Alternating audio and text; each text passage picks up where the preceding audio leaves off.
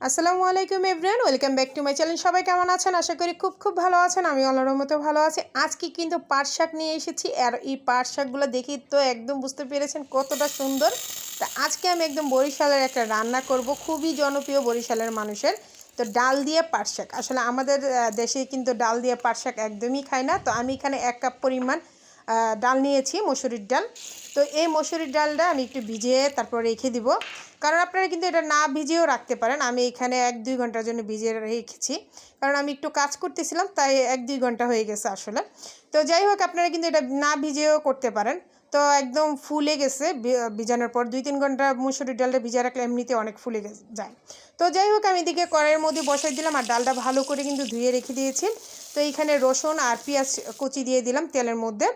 তারপর যখন পেঁয়াজটা একটু লাল হয়েছে, আমি একটু পানি দিয়ে দিলাম। তার মধ্যে আমি এখন দিয়ে দিব লবণ স্বাদ মতো, তারপর হলুদের গুঁড়া দিলাম 1 চা চামচের মতন, মরিচ দিলাম যার যার পছন্দ মতো মরিচ দিয়ে দিবেন। আমিও মরিচ 1 চা চামচ দিয়েছি, ধনের গুঁড়া 1 চামচ আর জিরার গুঁড়া 1 চা চামচ দিয়ে আমি এখানে উল্টিয়ে পাল্টিয়ে ডালগুলো দিয়ে নাড়িয়ে কষায় নিব আর কি। তো এই যে দেখেন, নর্মালি একটা রান্না, কিন্তু বরিশালের মানুষ এত পছন্দ করে, তো ভাবলাম যে আজকে আমি একটু বরিশালের মতন রান্না করব, যে পাট শাক দিয়ে ডাল। তো আজকে আমি ফার্স্ট টাইম করতেছি, আর দেখবো যে কেমন হয়েছে। আর আমি এদিকে পাট শাকগুলো ধুয়ে ছেঁকে রেখেছিলাম। তো আমি একটা মোটা দিয়ে রান্না করতেছি, আর আরেকটা মুঠা রেখে দিয়েছি। তো আমি ভাবলাম যে একটা মুঠা দিয়ে কেমন হয় তাই দেখবো আর কি। তো এরকম সুন্দর ভিডিও পেতে কিন্তু অবশ্যই আমার চ্যানেলটা লাইক, শেয়ার, কমেন্ট এবং সাবস্ক্রাইব করতে একদম ভুলবেন না। পাশে থাকা বেল বাটনটা অল দিবেন, যেন সবার আগে আপনাদের কাছে চলে আসে। আর যারা ফেসবুক পেজ থেকে দেখতেছেন, অবশ্যই একটু ফলো আর একটু শেয়ার দিয়ে দিবেন। আর যারা সাবস্ক্রাইব করেছেন, যারা শেয়ার করেছেন, যারা ফলো দিয়েছেন, তাদেরকে অসংখ্য ধন্যবাদ। তো কথা বলতে মশলাটা কষিয়ে কিন্তু আমি পানিও দিয়ে দিয়েছি। দেখেন অনেকটা ঘন হয়ে গেছে, আর আমার রান্নাটা কিন্তু একদম হয়ে গেছে। তো এই পাশে আমি একটা তাওয়া বসায়, তার মধ্যে আবার 2টা রসুন কুচি আর একটা পেঁয়াজ কুচি দিয়ে দিলাম। দেখেন, তো পেঁয়াজটা যখন আর রসুনটা যখন একটু লাল হয়েছে, আমি এক সাইডে আবার শুকনো মরিচ দিয়ে দিলাম একটু ভেজে দেওয়ার জন্য আর কি। আর শুকনো মরিচটা দিলে যে সুন্দর একটা ফ্লেভার আসে, অনেক ভালো লাগে আমার কাছে। আর যে কোনো ডালের মধ্যে একটু রসুন যদি বেশি হয়, তাহলে খেতে কিন্তু অনেক ভালো লাগে।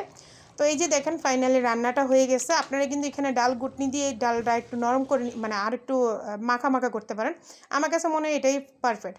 তারপর আমি এদিকে একটু ধনেপাতা দিয়ে দিলাম। আর আপনারা কিন্তু ধনেপাতাটা পছন্দ মতো না দিলেও সমস্যা নেই, কারণ ধনেপাতা না দিলে এটার মধ্যে কোনো সমস্যা নেই, কারণ আমরা এখানে পাট শাক ইউজ করেছি।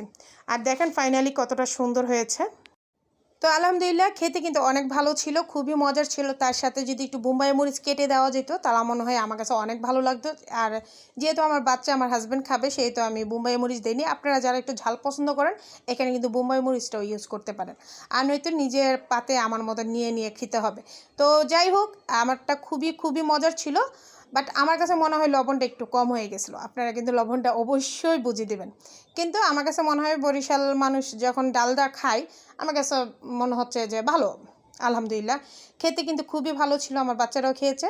তো আজকের মতন বিদায়, আল্লাহ হাফেজ।